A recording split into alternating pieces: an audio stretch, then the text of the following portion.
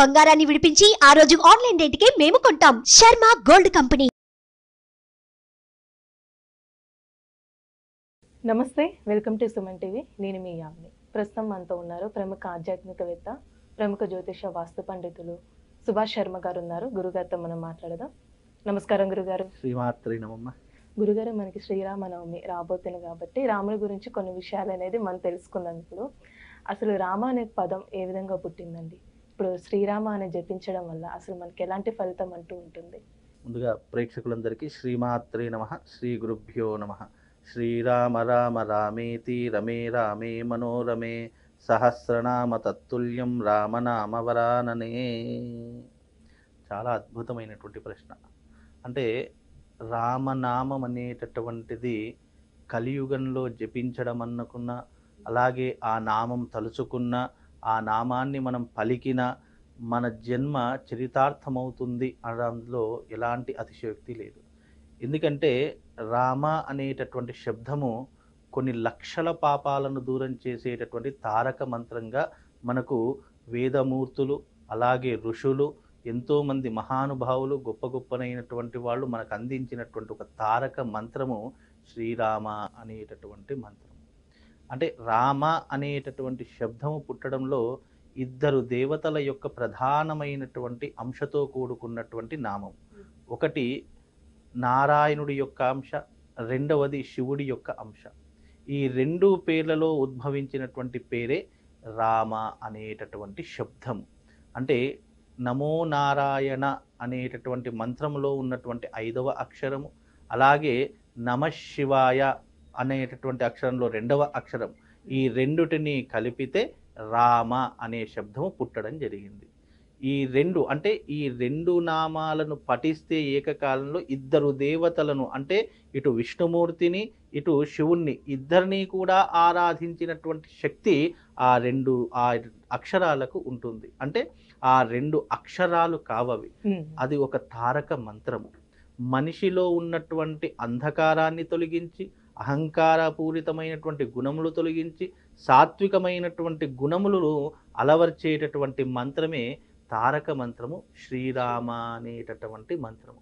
ఇక్కడ చాలామందికి తెలియనటువంటిది ఏంటంటే, రామ అనేటటువంటి శబ్దము ఇద్దరు, అంటే విష్ణుమూర్తి యొక్క నామం నుంచి, అలాగే శివుడి యొక్క నామం నుంచి తీసుకున్నాం. దీన్ని మళ్ళీ మనం ఏం జోడించాము? శ్రీరామ. శ్రీ అంటే ఏంటి? ఆదిపరాశక్తి యొక్క నామము. ఇక్కడ ఆదిపరాశక్తి, అలాగే విష్ణుమూర్తి యొక్క శక్తి, శివుడి యొక్క శక్తి, త్రిశక్తితో కూడుకున్నటువంటి ఏకైక మంత్రం అది సృష్టిలో ఏదైనా ఉంది అనంటే అది శ్రీరామ అనేటటువంటి మంత్రము. ఆ ఒక్క మంత్రాన్ని జపిస్తే చాలు, ఇటు శక్తిని ఆరాధించినట్టు పుణ్యం కలుగుతుంది, ఇటు విష్ణుమూర్తిని ఆరాధించినటువంటి పుణ్యం కలుగుతుంది, ఇటు పరమశివుణ్ణి ఆరాధించినటువంటి పుణ్యం కలుగుతుంది. అంటే రామ అనేటటువంటి శబ్దం అంత గొప్పనైనటువంటిది అని అర్థము. అంటే ఇక్కడ సంఖ్యాశాస్త్ర ప్రకారం కూడా ఇంకో అర్థం కూడా వస్తుంది. ఇక్కడ 5వ, అంటే విష్ణుమూర్తిలో ఉన్నటువంటి నమో నారాయణ దాంట్లో 5వ అక్షరం రా అనే అక్షరం వస్తుంది. ఇక్కడ నమశివాయ అనేటటువంటి దాంట్లో మా అనే అక్షరం 2వ అక్షరం అవుతుంది.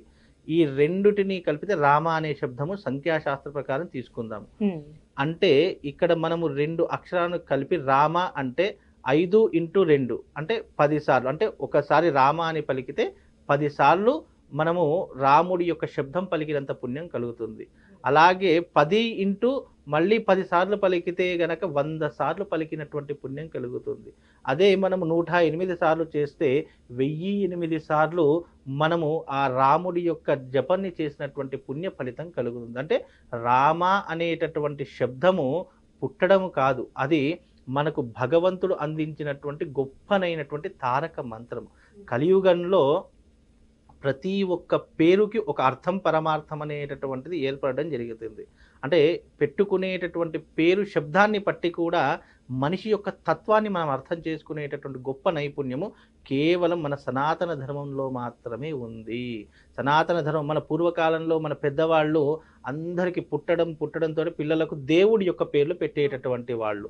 ఆ దేవుడి యొక్క పేర్లు పెట్టడం ద్వారా, అది ఉచ్చరించడం ద్వారా ఒక పాజిటివ్ వైబ్స్ రావడం జరుగుతుంది. ఇప్పుడు మన పెద్దవాళ్ళకు చూస్తే గనక వెంకటేశ్వరులు అని చెప్పేసి, అలాగే రాముడు అని చెప్పేసేసి, అలాగే ఆడవాళ్ళకైతే అమ్మవారి యొక్క శక్తి నామాలని పెట్టడం, పేర్లు పెట్టడం అనేటటువంటిది. అంటే ఇక్కడ ఆడవాళ్ళైతే అమ్మవారి యొక్క నామం నుంచి, మగవాళ్ళైతే పురుష నామం నుంచి ఇలా పిల్లలకు పేర్లు పెట్టేటటువంటి వాళ్ళు. ఎందుకు? బికాజ్ ఆ పేర్లు నామం పలకటము చేత ఏమవుతుంది అంటే మనిషిలో ఒక పాజిటివ్ వైబ్స్ వస్తాయి. అంటే పేరు శబ్దము అనేటటువంటి చాలా విశేషమైనటువంటిది. మనిషి యొక్క మెదడుని కంట్రోల్ చేసేటటువంటిది శబ్ద తరంగాలు. అలాంటి శబ్ద తరంగంలో అత్యద్భుతమైనటువంటి ఒక మంత్రం ఏదైనా ఉంది అంటే రామ అనేటటువంటి శబ్దము. దీంట్లో ఇంకో విశేషార్థం ఏమొస్తుంది అంటే రా అనేటటువంటి శబ్దము మరణము అని అర్థము. మా అనేటటువంటి శబ్దము జయించడము అని శబ్దము. అంటే ఈ మరణాన్ని జయించేటటువంటి శక్తి సామర్థ్యాలు కలిగినటువంటి వాడే విష్ణుమూర్తి. అందులో రామ అనేటటువంటి శబ్దము ఎవరైతే నిరంతరము మననం చేస్తారో, నిరంతరం చదువుతారో వాళ్ళు మృత్యుంజయులు అవుతారు అనేటటువంటి శబ్దము కూడా ఈ రామనామములో రావడం జరుగుతుంది. అందుకే రామ అనేటటువంటి శబ్దము పలకటము చేత మనలో తెలియనటువంటి ఒక శక్తి చైతన్యము పెరుగుతుంది. తెలిసి చేసినా తెలియక చేసినా మనము ఒక శబ్దాన్ని పదే పదే ఉచ్చరించామనుకోండి, ఏమవుతుంది అంటే మనకు తెలియకుండానే మన శరీరంలో శక్తి చైతన్యం పెరుగుతుంది. అందుకే రామ అనే శబ్దము ఒక తారక మంత్రము. అలానే గురుగారు, ఈ నెల మనకి 17న శ్రీరామనవమి రాబోతుంది కాబట్టి అసలు ఆ రోజు ఎలాంటి నియమాలు పాటిస్తే మంచిదండి? అలానే ఇప్పుడు కొంతమందికి ఆలస్యం అవుతూ ఉంటుంది వివాహం అనేది, వాళ్ళకి సంబంధించి తెలియచేయండి. అంటే ఇక్కడ కళ్యాణము అనేటటువంటిది శ్రీరామనవమి రోజున ప్రతి ఒక్క గల్లీలోనూ, ప్రతి ఒక్క మందిరంలోనూ, ప్రతి ఒక్క ఏరియాలోనూ సీతారాముల కళ్యాణ మహోత్సవం అంగరంగ వైభవంగా చేస్తూ ఉంటారు. ఇదంతా కూడా రామ జన్మభూమి అని పిలుస్తాం. అంటే శ్రీరాముడు నలిచినటువంటి నేలగా భావిస్తాము. మన యొక్క భూమి భరత భూమి అనేటటువంటిది పుణ్యభూమి, వేదభూమి, కర్మభూమితో పోలుస్తాము. అంటే మన దేవతలు నడిచినటువంటి నేల మన యొక్క పుణ్యభూమి, దీనిని కర్మభూమి అని కూడా అంటారు.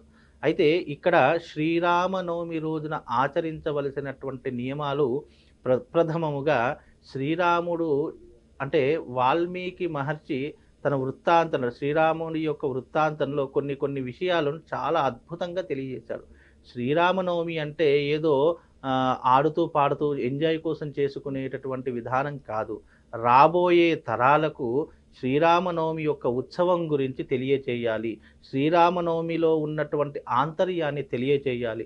శ్రీరామనవమి అంటే అందరు కళ్యాణాలు చేస్తారు, అన్నదానాలు చేస్తారు, చక్కగా కోలాహలంగా ఎంతో విందు వినోదాలతో ఎంతో ఆనందంగా శ్రీరామనవమి ఆచరిస్తారు. కానీ శ్రీరామనవమి రోజున ఆచరించవలసినటువంటి నియమాలు ప్రప్రథమముగా ఉదయాన్నే స్నానం ఆచరణ చేసుకోవాలి. స్నానం ఆచరణ చేసుకొని ముందుగా దేవత ఆరాధన చేసుకో. ఆ రోజున తప్పకుండా ప్రతి ఒక్కరూ కూడా దగ్గరలో ఉన్నటువంటి దేవాలయానికి వెళ్ళి రావాలి. దేవాలయం మీన్స్ అంటే అర్థం ఏంటి? అక్కడ ఒక పాజిటివ్ ఎనర్జీ అనేటటువంటిది ఎప్పటికీ నిరంతరము కూడా రీజనరేట్ అయ్యేటటువంటి స్థలం ఏదైనా ఉంది అంటే అది ఒక దేవాలయం అన్నమాట. అక్కడికి దేవాలయానికి వెళ్ళి రావాలి. తరువాత తల్లిదండ్రులకు మర్యాదపూర్వకంగా నమస్కారం చేసుకోవాలి. ఎందుకంటే ఆ రోజున తల్లిదండ్రులకు చేసినటువంటి నమస్కారము సాక్షాత్తు సీతారాములకు చేసినటువంటి నమస్కారముతో సమానము అని చెప్పేసి మనకు వేదం చెబుతుంది. అలాగే ఆ రోజున తప్పకుండా సేవా భాగ్యాన్ని మనం అలవర్చుకోవాలి. సీతారాముల కళ్యాణ సమయంలో ఎక్కడో సీతారాముల కళ్యాణాలు జరుగుతుంటాయి. అక్కడ మనకు తోచినంత సేవా భాగ్యం అందించుకోవాలి. మనకు తోచినంత సహాయ సహకారాలు అందించాలి. వీలైతే మనకు ఇప్పుడు ప్రతి ఒక్క కార్యము ధనముతోనే ముడిపడి ఉంది, డబ్బుతోనే ముడిపడి ఉంది. ధన రూపేణ, వస్తు రూపేణ, సేవా రూపేణ నీ శరీరానికి ఏది తోచితే అది ఆ రూపకంగా ఏదైనా సరే ఆ రూపకంగా అక్కడ మన సేవ భాగ్యం అందించుకోవాలి. అలా అందించడం ద్వారా ఏమవుతుంది అంటే రాముడి యొక్క సంపూర్ణమైనటువంటి అనుగ్రహం కలుగుతుంది. అలాగే సీతారాముల కళ్యాణ మహోత్సవంలో ఇప్పుడు మీరు అన్నారు వివాహం కానటువంటి వాళ్ళు అని. అయితే సీతారాముల కళ్యాణం జరిగేటటువంటి సమయంలో అక్కడ స్వామి వారి ముందర తలంబ్రాలు వేస్తూ ఉంటారు. అవి తలంబ్రాలు చాలా మందికి ఇస్తూ ఉంటారు. అంటే వివాహం కానటువంటి పురుషుడు కానీ స్త్రీ కానీ ఎవరైనా సరే వివాహం ఆలస్యం అవుతున్నా, వివాహంలో ఏదైనా ఆటంకాలున్నా, లేదంటే ఏదైనా ఇబ్బందులున్నా, లేదు విడాకులై ఇంకో వివాహం చేసుకుందామని అనుకునేటటువంటి వాళ్ళైనా సరే ఏమవుతుంది అంటే అక్కడ వేసినటువంటి ఆ తలంబ్రాలను తీసుకొని అక్కడ మర్యాదపూర్వకంగా అర్చకుడు ఉంటాడు.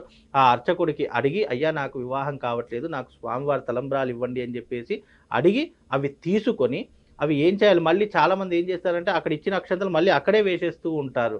అలా కాకుండా అక్కడ స్వామివారి ముందర వేసినటువంటి తలంబ్రాలు ఏవైతే ఉన్నాయో అవి తీసుకొని వీలైతే మన దోసిటిలాగా పట్టుకోవాలి, లేదంటే జేబులో వేసుకొని ఇంటికి వెళ్ళిన తర్వాత ఆ అక్షతలను ఒక ఎర్రటి వస్త్రంలో రెడ్ కలర్ క్లాత్లో తీసుకొని ఆ అక్షతలు ముడి వేసి పెట్టేసేయాలి.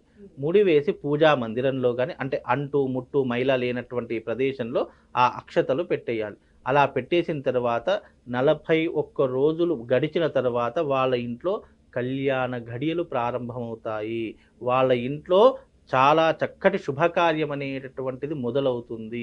కనుక ఆ అక్షతలు అనేటటువంటి మన కంటికి కనిపించేటి మామూలు బియ్యంలా కనిపిస్తాయి. కానీ అవి ఎప్పుడైతే స్వామివారి మీద తల మీద జారుకుంటూ కింద పడాయో అవి సాక్షాత్తు ఆ యొక్క శ్రీరాముడి యొక్క పాద పద్మముల చెంత చేరినటువంటి అక్షతలు మనిషికి కళ్యాణాన్ని సూచించేటటువంటి, కళ్యాణం అంటే అర్థం ఏంటి అంటే కేవలం పెళ్ళి అని అర్థం కాదు, కళ్యాణం అంటే శుభము అని అర్థము. అలాగే కళ్యాణము అంటే యోగప్రదమైనటువంటిది అని అర్థము. కళ్యాణము అనంటే మనిషికి ఇష్టకామ్యార్థాలను తీర్చేటటువంటిది అని అర్థం. అంటే మనిషి యొక్క కోరికలు కేవలం కళ్యాణం కోసమే అనేటటువంటి ఉంది. కొంతమందికి డబ్బు కావాలి, మరి కొంతమందికి ఉద్యోగం కావాలి, మరి కొంతమందికి సంతానం కావాలి, మీరు అన్నట్టుగా కళ్యాణము కావాలి. ఇలా ఎన్నో రకరకాలైనటువంటి కోరికలు ఉంటూ ఉంటాయి. అంటే మన మనసులో ఏ సంకల్పంతోనైతే మనం అక్కడ అక్షతలు గ్రహిస్తున్నామో ఆ అక్షతలు తీసుకొని మన ఇంట్లో 41 రోజులు పెట్టుకుంటే నువ్వు తలుచుకున్నటువంటి కోరిక ఏదైతే ఉందో అది తప్పకుండా వితిన్ 41 డేస్లో అది నెరవేరేటటువంటి అద్భుతమైనటువంటి అవకాశం దాని ద్వారా కలుగుతుందన్నమాట. అంటే అక్షింతలు మళ్ళీ తలంబ్రాల్లో కలపొచ్చా అండి? ఎప్పుడైతే వివాహం కుదురుతుందో ఆ సమయంలో మనం ఆ మూట కట్టినటువంటి అక్షతలను మళ్ళీ మనము వివాహ సమయంలో తలంబ్రాలు కలుపుతాం కదా, ఆ తలంబ్రాలలో ఆ అక్షతలు వేసుకుంటే సరిపోతుంది. మళ్ళీ తొక్కుట్లో వేయడము, అయ్యో మర్చిపోయాం కదా అని చెప్పేసి చెప్పడం, ఇలాంటి సాకులు చెప్పకుండా అది మర్చిపోకుండా ఆ ఇచ్చినటువంటి తలంబ్రాలను వివాహ సమయంలో మన తలంబ్రాలలో కలుపుకుంటే ఆ శ్రీరాముడి యొక్క సంపూర్ణమైనటువంటి అనుగ్రహము ఆ దంపతులకు కలకాలం కలుగుతుందమ్మా. గురుగారు, ఆ రోజు ఇంకా ప్రత్యేకంగా ఏమైనా మంత్రం అంటూ జపించాలండి? శ్రీరామనవమి రోజున జపించవలసినటువంటిది చాలా ఉన్నాయి. ఎన్నో రకాలైనటువంటి బీజాక్షరాలు ఉన్నాయి. తాంత్రిక విధానంలో ఉన్నాయి, ఇటు మంత్ర విధానంలో ఉన్నాయి, యంత్ర విధానంలో ఉన్నాయి. అయితే శ్రీరామ అనుకున్నటువంటి మాత్రము చేతనే మహాపుణ్యములు కలుగుతాయి. అంటే ఆ తారక మంత్రంలో ఉన్నటువంటి గొప్పతనము. అలాగే ఎవరైనా మంత్రం జపించాలి అంటే గనక శ్రీరామ రామ రామేతి రమే రామే మనోరమే సహస్రనామ తత్తుల్యం రామనామవరాననే అనేటటువంటి మంత్రాన్ని జపించవచ్చు.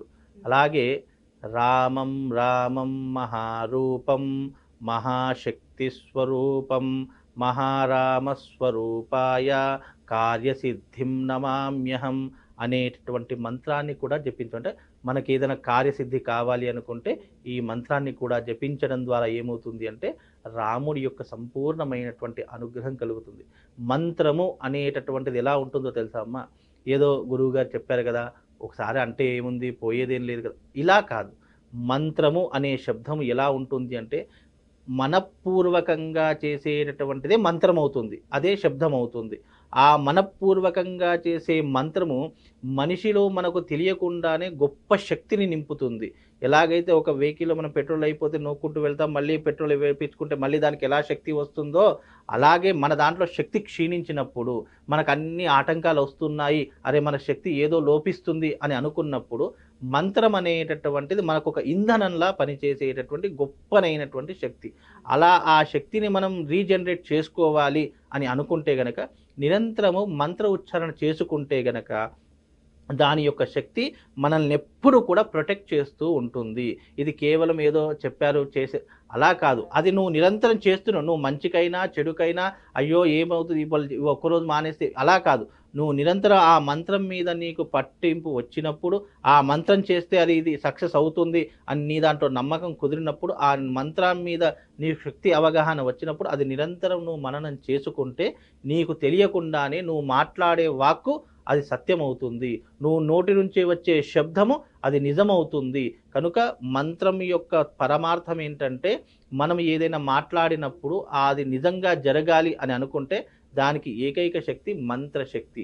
మంత్రదీక్ష అనేటటువంటిది చాలా శక్తివంతమైనటువంటిది. కనుక నేను చెప్పినటువంటి ఈ తారక మంత్రం కానివ్వండి, నేను చెప్పినటువంటి ఈ 2 శ్లోకాలు కానివ్వండి, ఏదైనా సరే మీరు పఠించడం ద్వారా ఏమవుతుంది అని అంటే కనుక మీ దాంట్లో శక్తి చైతన్యం పెరుగుతుంది. అది కేవలం నేను చెప్తే కాదు, మీరు ఆచరిస్తే, ఎవరు ఆచరిస్తే వాళ్ళకి తెలుస్తుంది. ఇప్పుడు నేను చెప్పినంత మాత్రాన మీరు ఆచరించాలని ఏం లేదు. కొంతమంది ఆచరిస్తారు, మరి కొంతమంది పక్కన పెడతారు. ఆచరించినటువంటి వాళ్లకు వితిన్ 41 డేస్లో తప్పకుండా వాళ్ళకు రిజల్ట్ అనేటటువంటిది రావడం ఖచ్చితంగా జరుగుతుంది. ఎందుకు అని అంటే గనక ఆ మంత్రంలోని శక్తి అలా ఉంటుంది, ఆ మంత్రంలోని చైతన్యం అలా మనిషిని వృద్ధిలోకి తీసుకొస్తుంది. అంచెలంచెలుగా ఎదిగి ఒక లెవెల్కి వెళ్ళడానికి ఈ మంత్రాలు అనేటటువంటివి మనిషికి ఒక తారక మంత్రంలా పనిచేస్తుంది. కాబట్టి ఈ మంత్రాలు పఠిస్తే వాళ్ళ జన్మ చరితార్థమవుతుందమ్మా. చాలా చక్కగా తెలియజేస్తారండి. ధన్యవాదాలు. శ్రీమాత.